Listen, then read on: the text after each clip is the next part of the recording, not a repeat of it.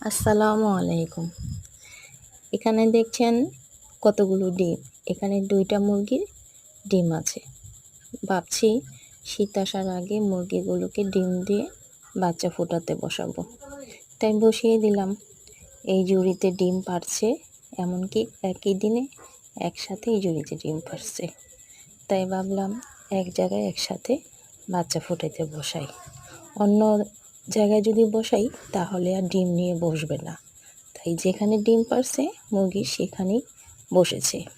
২ মুরগি ১৮টা ডিম পাড়ছে। তাই ২ ভাগে ভাগ করে দিয়েছি। একটা মুরগি ৯টা করে ডিম পাড়ছে। ২টা মুরগি ১৮টা ডিম নিয়ে বসেছে। ১৮টা ডিম থেকে ১৮টা বাচ্চা ফুটবে ইনশাআল্লাহ। আপনারা সবাই দোয়া করবেন মুরগিগুলো যতগুলো ডিম নিয়ে বসেছে ঠিক যেন ততগুলোই ডিম নিয়ে বাচ্চা ফোটায়। ভালো লাগলে একটা লাইক, একটা সাবস্ক্রাইব করবেন।